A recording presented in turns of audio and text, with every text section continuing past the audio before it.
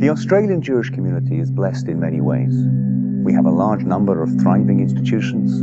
We live a rich Jewish life. And therefore it's hard to believe that beneath the surface lies a crisis that we don't talk about, the crisis of intermarriage.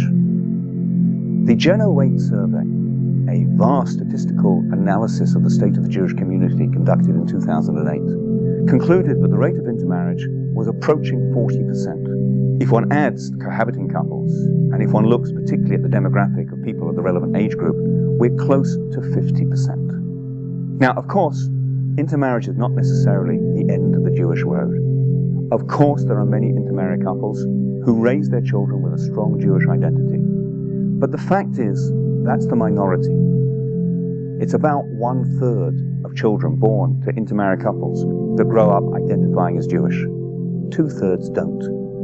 And therefore, if you do the maths, if you consider that we're approaching 50% intermarriage, and 2/3 of the children of such unions don't identify as Jewish, that means within one generation, our community is likely to halve in size. After 2 generations, we're looking at 25% of what we have now. And of course, as these things snowball, the effect speeds up. In other words, the future of our community is potentially both very different and really very bleak. The truth is, we've been here before, to some extent. Around the year 1900, at the time of Federation, the Jewish population of Melbourne was estimated to be 7,000.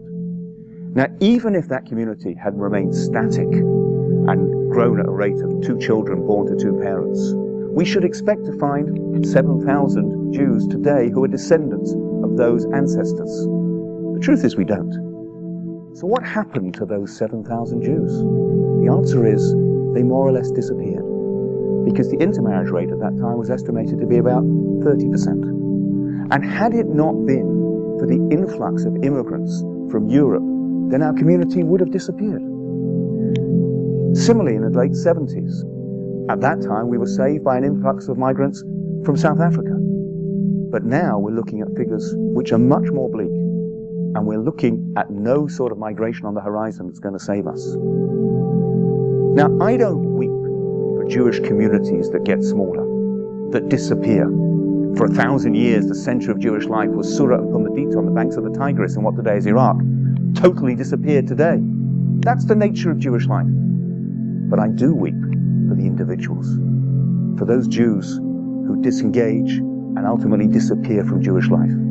It's interesting that in the Keynote survey, it was quite clear that intermarriage is a bad thing. But nowhere in that report, and to be honest, nowhere in our communal discourse on that subject, do we actually explain why it's a bad thing. Why is it important for our children to build Jewish life and to build Jewish lives, to create Jewish homes and to have themselves Jewish children? Why is the alternative scenario where we just fade away? Why is that a communal disaster? Why is it a crisis? That's the question that we don't ask. And it's not surprising we don't really answer it either. The reason that we have this crisis is because we cannot articulate an answer to the question of why is it a crisis. In my lecture, will we have Jewish grandchildren? I hope to provide some sort of answers to these questions and some sort of strategy to maximize our chances of having Jewish grandchildren and preserving Jewish life for our community and beyond.